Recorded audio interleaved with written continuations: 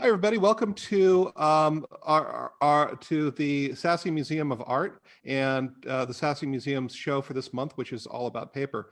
My name's John Branningham. I teach at Mount San Antonio College, and I'm thrilled to be here. I'm not an artist myself, but I am an art lover and I'm a writer of the arts. And I'm so excited when I saw this show and was asked to interview the curator and the artist as well. I'm gonna ask that the artists introduce themselves and just say who you are and maybe just a couple of sentences of brief background. And why don't we start with Momo and then work around and have the artist introduce themselves. So Momo, please. Sure. Hi, everybody. My name is Mao Wu, and I originally from China, and I finished my MFA from San Francisco Art Institute, and I'm the curator of this exhibition on the paper, and I'm a painter myself too. I sometimes do installation and ceramic. Whenever my work need me to do or need me to involve more materials, I would willing to explore different materials and taking adventures on this exploring. So yeah, if you guys wants to, so John, should I go I can use throw the it show? Maybe Sapira, would you mind introducing yourself? Sure. Hi, everybody. I'm Sapira Churk. I teach at the University of Nevada in Las Vegas, but I actually lived in Inland Empire for a really long time. I got my undergrad at UC Riverside and my master at Cal State San Bernardino. So it's really nice to be able to like connect with the community again. Yeah, and I'm a painter and usually it's on paper. Nice to meet you. Lisa. That command to unmute myself. It's going to just work that one time. Hi, everybody. My name is Lisa Siegel, and I am an artist and a poet and a writer. I teach method writing. The full official name of that is Jack Grape's method writing. And I want to say that the only thing that can be better than simply just having your work in a show with work that speaks to you is to get to maybe speak about it in a format like this. So I want to really acknowledge that and thank the what's the word? The promoters and the enablers and the people in the audience. That's how I'd like to start out. Great. And Sumi.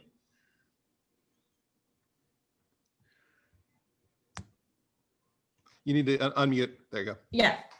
Hello, I'm Sumi Foley, and I'm so happy to be in the show. Thank you, Momo, and your all effort and setting up everything nicely. And then I'm fiber artist, started as a fiber artist, but now, of course, not now, but I love use paper, fabric, and now I started using like branches and the trees like that, start to introduce more different kind of fiber to my art. And it's going to be, I don't know, more like a adventure for me for the future, how it's going to be like. So, but yeah, just to keep working on just whatever it speaks to me, those materials, just introducing to my work. And yeah, so nice. I'm so happy to be here in this show with people who I don't usually see. Thank you. And Ju-sun. Hello, everyone. Nice to meet you. It's really good to see all faces, like technologically. My name is Ju-sun, or you can call me Defty. I'm a transnational artist working in Northern California, and I'm also alumni of San Francisco Art Institute. I'm a painter and printmaker, and my works emphasize my culture and also through immigration relationships and different stories. Living as a female artist, I'm questioning the aesthetics between Eastern and Western culture. I'm really honored to be part of this talk and also exhibition. Thank you to Momo and amazing artists who participating with me. And yes. I want to have some of that. Skin. Okay. So thank you very much. Thank you, everybody. I don't think I missed anybody. Please let me know if I missed anybody. Okay. Momo has put together a short film to introduce the thing. It's about 8 minutes long. And so I'm going to start with that. And then we're going to move on into some questions and conversation. So bear with me a moment while I share my screen.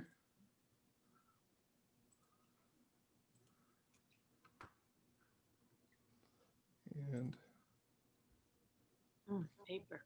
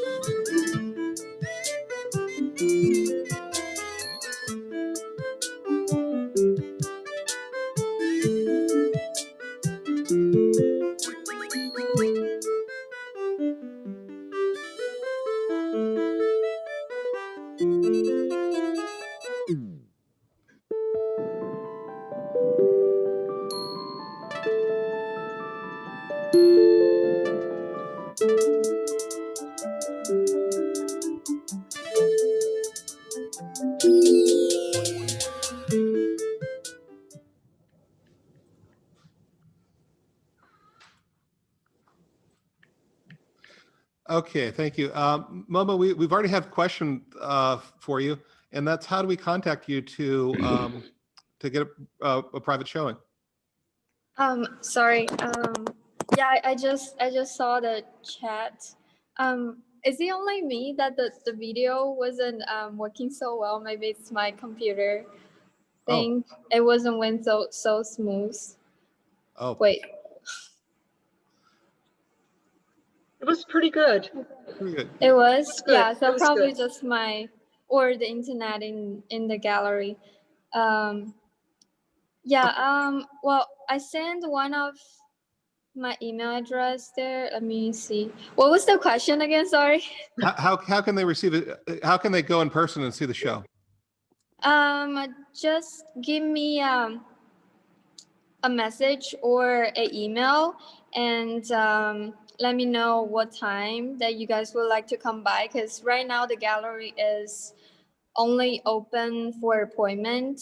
So you have to make appointments and let me know what time you're coming by before you come in the gallery. So In the chat, can you put your email address and phone number, Momo, yes, so people can copy it down?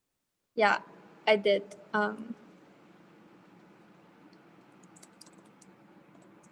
Okay, so as she's typing up, I'm going to actually start off the questioning with Momo, who put together this show. And the question is, how did you get the idea? What was the impetus for this show? Well, to be honest, December was there was a show scheduled in December, and the show was canceled about a couple months before December. And I was like, oh, if you know, instead of not showing anything in December, I would like to do something in December. And because I know so many great artists, and they're working with paper, they're printmakers, and they're really good drawers. And I thought paper would be a good idea, you know, to paper as this bond, this simple bond um, for so many different art forms and so many different perspectives and ideas. So yeah, paper has been always interested to me as it's very simple and it's an everyday project, but it has been bear a lot of creativity minds and creativity ideas. Not only not only drawers and artists, but poets, calligraphers. They all work with paper. So yeah, that was the idea was come from. Okay, great. How did you choose these artists in particular? I put up a open call. I believe the website was called Cali.gov. Anyway, I put up an open call and I received surprisingly high quality of submissions. And I was like, I have to do something more, like the artist interview and this virtual tool for this show. And yeah. Uh-huh.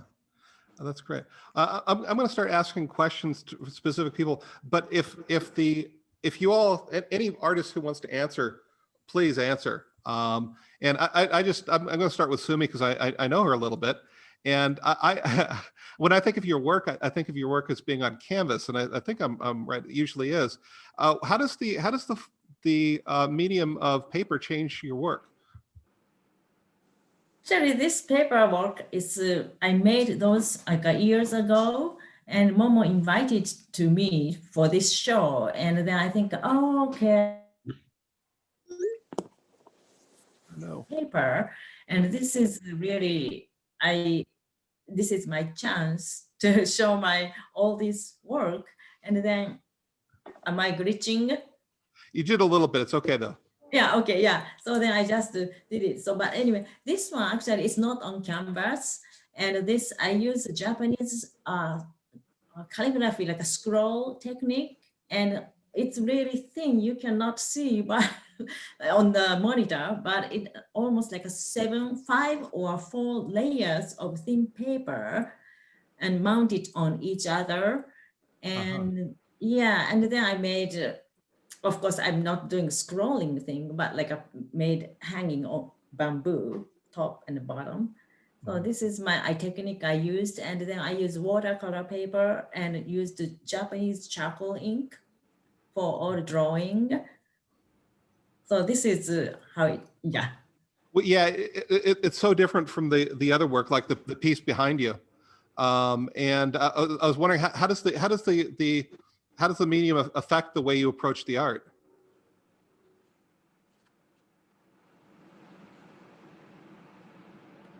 Did I glitch? John, one more time, please. Just my computer, maybe it's great. Yeah. That's okay. How does the medium affect the way you approach your artwork? You mean the paper one? Yeah, yeah. I'm thinking about your fiber art behind you and how wonderfully abstract and vital it is. And not that your drawing is not, but does the paper draw out from you something different than a canvas would? Right. Yeah, the canvas. This one I do lots of I started doing abstract, but the paper, it was years ago when I went to Japan to seeing my family. Mm-hmm. And then I couldn't bring my canvas and scissors and many fabric for working on my pieces. And then I brought paint brush, the calligraphy brush and the Japanese charcoal ink. And I was thinking what I can do this with those if I have a spare time. And then I started drawing and use ink on paper. And I started working on this. So yeah, and I love the scene of town, seeing everything from Japan. And as a, of course I can take photos, but also I want to, if I draw all the scenes with my hands, after I took photos, it stays in my mind more the feeling or smell of everything from Japan. So I always keep that feeling in my brain or my body cells. So that's, I started working on this. Still, I'm doing it too. So it's really helping you to journal the experience. So, okay, maybe a similar question to Jusun. Do you normally use paper? And what I've got actually two questions. Do you use a special paper? And does paper draw different kinds of thoughts, concepts, philosophy out of you than another medium would? Sure. John, I think your question is very interesting and very integrated in somehow, because I introduced myself as a painter. So I work with, canvas or wood panel sometimes. And I'm also a printmaker, so I have a lot of experiences working with the paper. And I think paper is very fragile, right? And working on the paper and knowing that this paper might be kind of gone or crushed by my hand, with the heavy weight, knowing that information and working, it has specified dedication to the work. And I think the way how Sumi was saying about the history of the paper is also attached. Every artist has their own history. Whenever they build the artwork on the paper, they kind of build transparent layer of the labor. So I think that's the aesthetic of working on the paper. And I don't actually really work with the particular paper. Especially these days, I work with whatever paper I have around me. But when I was back in the studio, when I was working with the school, I really liked the heavyweight paper, especially the Reeves BFK paper, because it has transparent characteristics, but also it has certain weight. I don't know if I'm answering to the question, but yeah. That's great. So you've got the heavy paper, but you've also got the delicacy of paper. And I think that paper, Right. Not knowing material at all, I think that paper is more temporary as well. Does that add something to to the experience of it? Sure. Yeah, definitely. Especially with my new piece called The House. the printer house, I actually tried with different materials. Like I usually use a press when I do printmaking, but since I'm stuck at home, I cannot use the press. So I did hand printing everything. And I tried different material like oil, like acrylic. And I was thinking about the archive, right? Like, does it gonna be lost for, I don't expect century, but does it gonna be lost for like 10 years, decades? But I guess that's also another beauty of the like decreasing quality. Like it has another history. I love history, so I keep talking about the history. But it definitely impacts on my work because from the printer house, I'm talking about domestic space. How does domestic space imply to my personal story? And as the time goes, the quality of the paper decreases and my memory also decreasing. So it is definitely connecting. Yeah. So the temporariness is really important. Mm-hmm. Oh, that's great. And Sapir, I noticed you were nodding as well. I'm wondering about the delicacy and the temporariness of paper and how it affects your work. Yeah, so I worked on paper like my whole artistic career, and I have been making these 30-foot long like installation paintings that are just a single roll. And it's really interesting how when it gets installed and it, you know, we're all handling paper.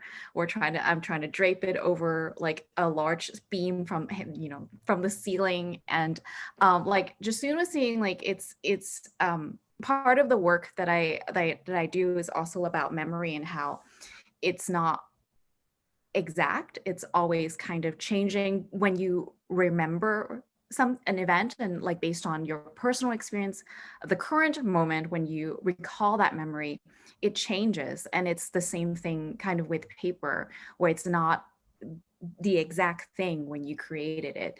And I find that really, really lovely and nice. And just the way I work as an artist, like I don't want to look back. Like I'm done with that piece. I'm gonna move on. Oh, So that's that yeah, it doesn't need to last forever for me personally. So is it more the method and the experience of making the art for you more than the product? Yeah, for me. Okay. Definitely. But at the same time, you know, when you're an artist, you want it to turn out the way you want to. Yeah. So I can't say, you know, it's completely process driven, because there's a lot of aesthetic that's involved. Okay. Yeah, absolutely. And Lisa, what do you, does paper draw something out of you that other forms don't? I got caught by paper. I was using it as an interim pattern making maneuver, and I am still in its web of possibilities. It's, you know, I'm mostly a three-dimensional I'm a sculptor. People say to me, maybe they don't know that. They say, do you paint? And I say, well, paint gets on things, but I really do believe that I'm three-dimensional. And paper is just marvelous because you can pattern make out of it. And then it goes from two-dimensional to three-dimensional, back and forth. And when I hear the artists that I'm showing with talk about the history of paper and how paper contains that, it made me think about my own work in a different way. And I would say that because of photography being printed on paper, that allows me to layer the stages that my work goes through, make a new generation out of it, and then create forward from a photograph, make something new, photograph it, integrate it into the next iteration. And so what I just came through might not always be apparent, but it's in the DNA of the next thing that comes from it, which is, who can argue with that? Certainly. Yeah, well, you have those wonderfully sculptural pieces in here with your crows, right? You've got both 2-dimensional and 3-dimensional figures. Is this normally the way you sculpt with through paper? Do you use something? Do you use stone? I came, thank you for asking. I came to paper from palm fronds. Oh, wow. Yeah. So, you know, that's the marvelous thing. If you just follow what you need to know to do the next thing that you think you want to do, you end up somewhere. But chances are you couldn't really predict it. I went from palm fronds to cardboard. Huh. And I got to paper from cardboard, even though cardboard is paper, because I was making a pattern and I had a 10-inch by 2-inch strip of leftover empty area in the material I wanted to make, and I didn't want it to go to waste because no pattern maker wants it to go to waste. That's if you've sewed, you know that you try to make the most out of all the material. So I just used that space to make a cube, and then cubes were a doorway for me into everything else that has followed since. And it was just space that I didn't have anything else to do with it. So I thought, I'm just going to make a cube out of this. Oh, that's great. That's great. What about the Well, bricks? what's that? Lisa calls something bricks, but maybe you can explain it better. Jack is referring to the work that was the last stage of my cardboard pieces. Ultimately they were too big for me to have any room left in my studio or any reasonable thing to do with them. So I took tin snips to them and cut them up. They were these huge curvilinear painted cardboard with toothpicks and chopsticks and things. And I cut them up, but I made a mold and I fit all of those bits and pieces into the mold that I made over and over and over again out of all of these bits that I had when I cut my pieces up. Then that's what I referred to as the bricks. They were all of the same dimension, but inside of them were all of the parts that used to be 2 or 3 all mixed up different big pieces. And then I built with those. And then you could see them from both sides, right? You could see them from both sides. That's right. You could. And That's great. they were about 2 inches thick, but they were, maybe 12 inches by 6 inches, something like that. I love your themes too. I love your crows. They're fantastic. Yeah. What drives you towards crows? Crows. I also am a poet, and crows have been flying back and forth between the two practices of writing and art making since we've been writing and painting. And I discovered a crow on a skylight at my house that I could look up under, and I took a photograph, and that's how Crow and I became collaborators. Well, it's interesting with a lot of this work. I see issues of longing and memory and history, and I mean from all the poets. Sometimes alienation, sometimes belonging. And I'm just wondering if you could talk about the themes that you've developed within your work. And like Sumi, your humanoid fox images that capture Japan. I'm just wondering, you started talking about it a little bit earlier, and if there's a sense of history and the importance of history that runs through your work. about the fox. This is, yeah. If many of you already heard what about the fox, for me, another same story, but this is actually personally, fox has a lot means to me. And when I was little, when I go to sleep, my grandma, she told me a lot of like storytelling, like stories.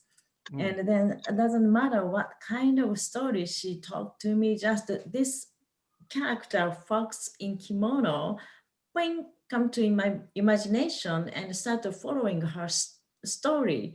So then I started, since I was little, this fox image living in my mind.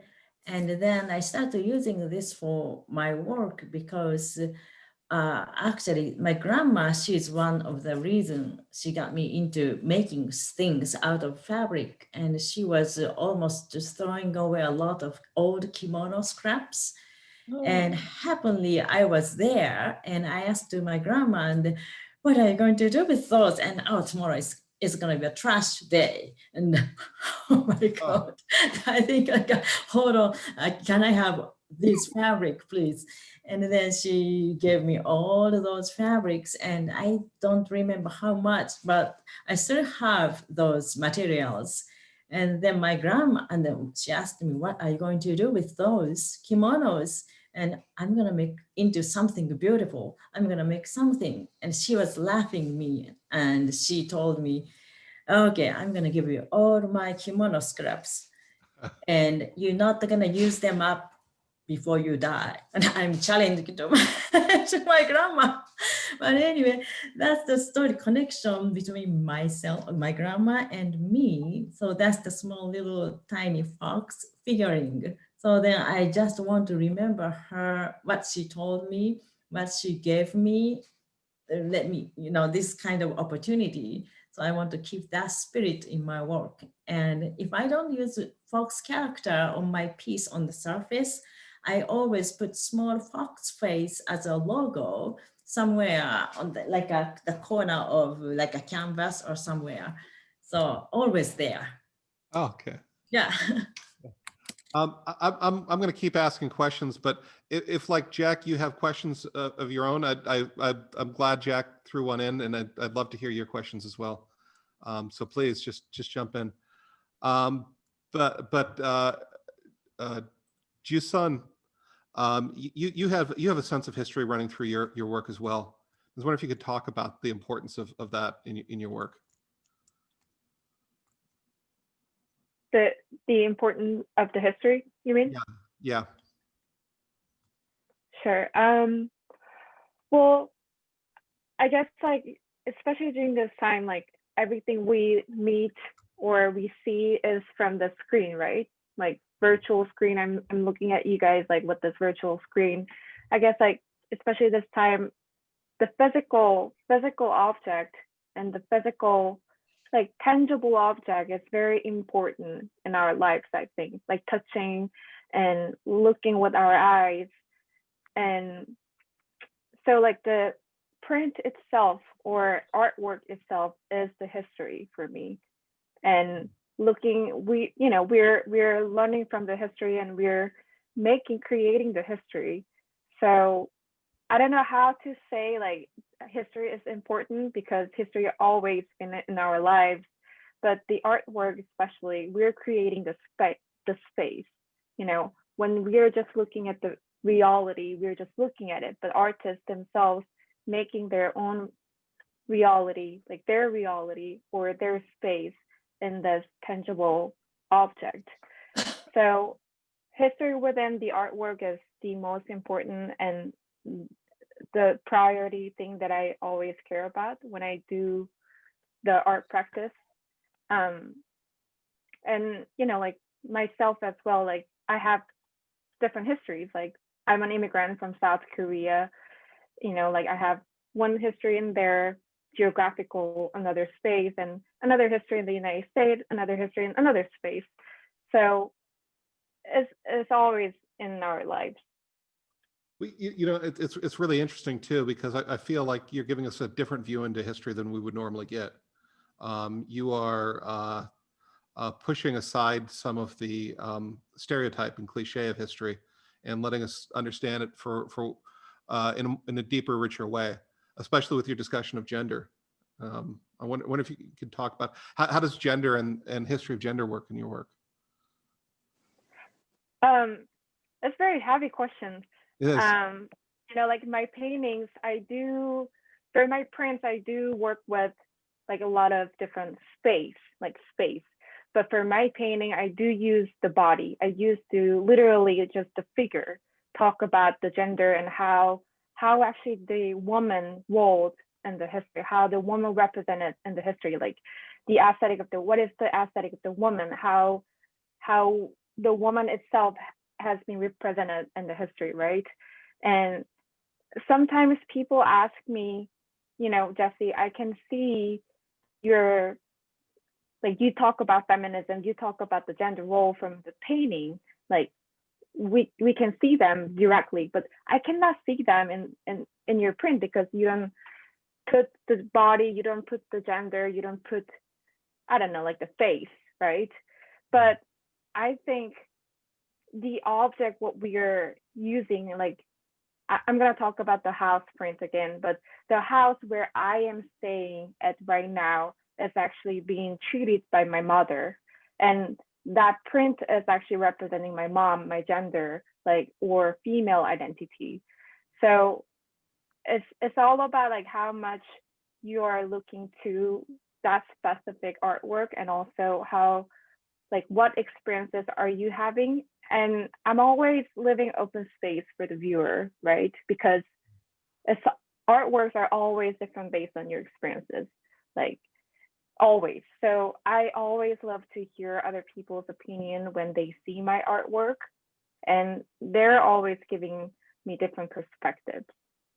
That's interesting. And yeah, so.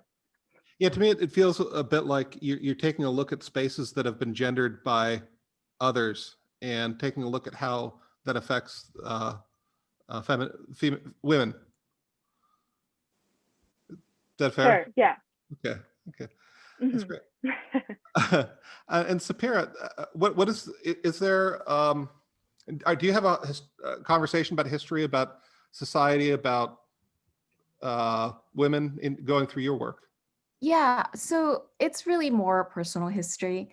The material that I use, I learned how to paint through learning Chinese brush painting. Is a really traditional form of making artwork, and the ink I use, it's very much inspired by my personal history. I'm an immigrant from Hong Kong, and if you're not familiar with Hong Kong, it was occupied by British for a long time. It was recently returned to China, so there's still a lot of tension within that. And me being an immigrant to America, like I'm with a Western education, I have very specific political ideas about what it means for Hong Kong, and like what it means for me to be a Chinese immigrant with the kind of background I have. So the ink that I actually use, if you see my painting, they're very specific, like they break up in the images.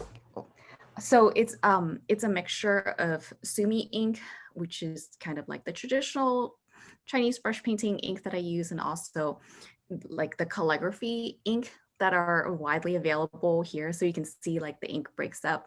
So the ink really embodied who I am and the kind of history that I've lived through, and the history of the current time. Like I'm an immigrant from Hong Kong who has like a very specific political situation right now. If you're not familiar, they're just shutting down. If you speak out against the government, it's illegal now, like that you can go to jail. So it's a really big shift and change in civil liberties and freedom.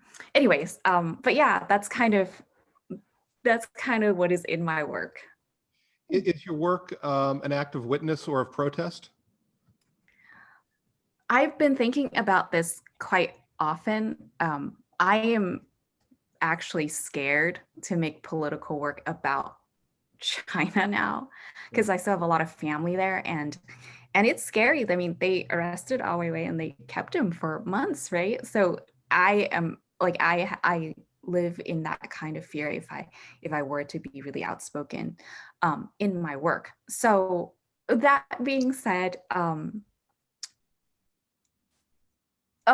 wanted to add something that Jesse mentioned earlier about it being like a historical object art is. Like, I was just thinking about this when she was speaking, and like we live in this like COVID time that's never happened before.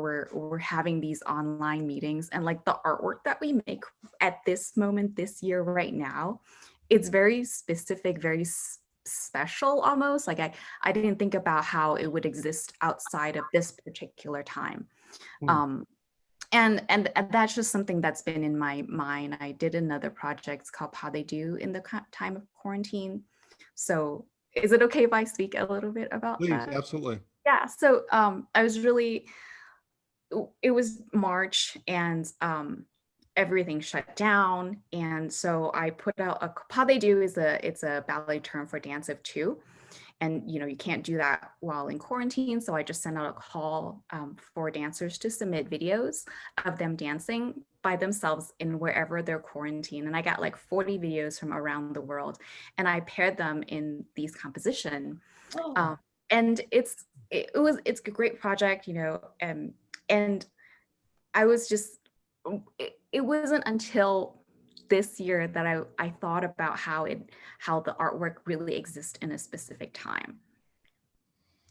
Well, yeah, it's interesting. Now this has nothing to do with your art, but I've heard now soap operas are doing kissing scenes with mannequins. You'll see the the person's face, and the back of the head is just a mannequin. And these poor actors are having to sit there. I wonder how much that's affecting all of our art. I mean, are we all just kissing mannequins? Has it affected yours, Lisa? Has our particular strange times affected my art? Yeah. No, No?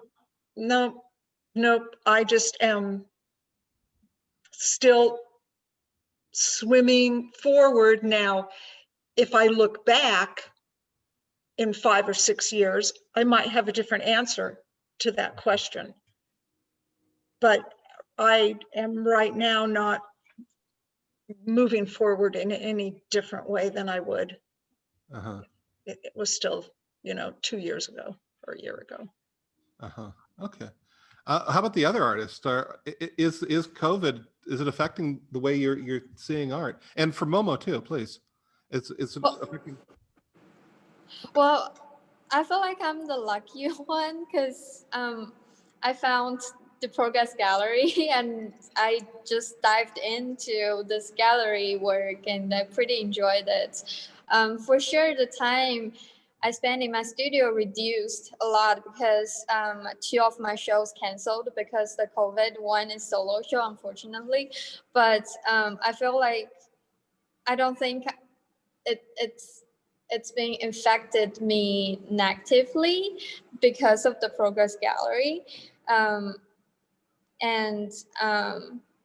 Yeah, for the artists who are seeking for the shows and exhibitions, I'm sure that they being affected badly by the COVID, but I don't think I'm really affected by it. I just at the beginning I was so scared and I stayed at home, but yeah, I don't think I was infected that much. Okay. I want to add this to the question because COVID-19 totally changed my art practice. I was still at the school when the COVID thing happened, and we were literally just kind of like forced to be staying at home. And I came back to my parents' house where it was like, I had small bath. I literally just had just this tiny space that I can work with the art practice. So in the beginning of COVID, I was super depressed, like what I'm gonna do? Am I gonna be an artist? Like, should I do another thing, like other work, like financially depressing and psychologically that's depressing.